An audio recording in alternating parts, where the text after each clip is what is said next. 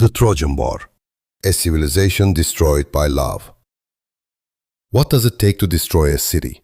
Massive armies, years of relentless sieges, or could it all begin with a single love? Today, I want to tell you the story of one of the most famous wars in history, the Trojan War. But this is not just a tale of heroes and battles. It is a story of human ambition, desire, and fate. It all began with an invitation. According to legend, the gods once gathered for a grand wedding feast. But one goddess was not invited, Eris, the goddess of discord. Seeking revenge for being excluded, Eris threw a golden apple into the crowd. On it were engraved just two words, "To the fairest." The apple landed before three goddesses, Hera, Athena, and Aphrodite. Who was the most beautiful? The answer to this question would ignite one of the bloodiest wars humanity had ever known. The choice of Paris. The gods decided that the judgment should be made by a mortal.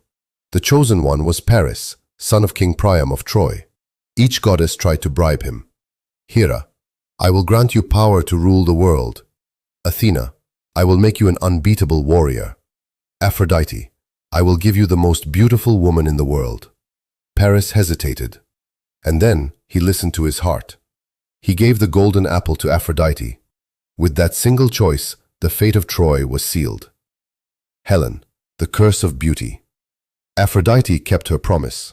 She led Paris to Sparta, where he met Helen, the wife of King Menelaus and the most beautiful woman of the age. Did Helen fall in love with Paris? Or was she taken against her will? History remains silent on this question. But the outcome is clear. Helen left Sparta with Paris and sailed to Troy. To the Greek world, this was not just an insult. It was a declaration of war. Hatred carried by 1,000 ships.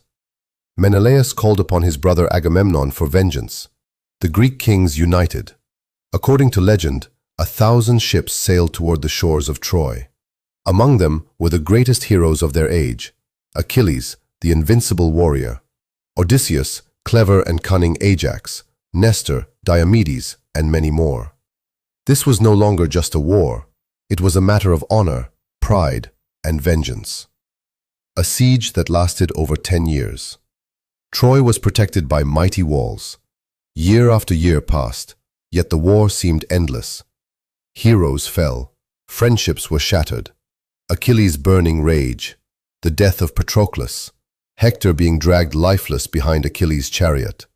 These moments reveal not only the horrors of war, but also the darkness hidden within the human soul. The moment fate turned.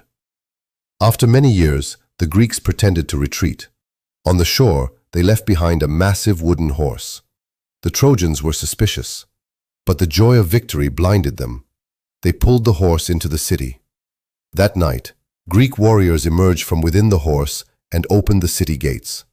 Troy was consumed by flames. Women were taken captive. Children were slain. An entire civilization vanished in a single night. Love or a curse? The Trojan War leaves us with haunting questions. Was it truly love that caused all of this?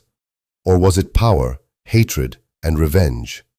Perhaps this legend tells us something deeper, that humans were merely pawns in the games of the gods. But the outcome was real.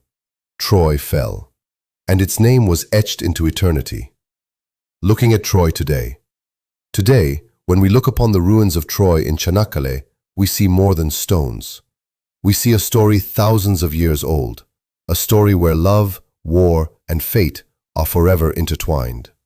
If this story moved you, remember this. History is far more human than we often realize. For more stories like this, don't forget to subscribe and follow the channel.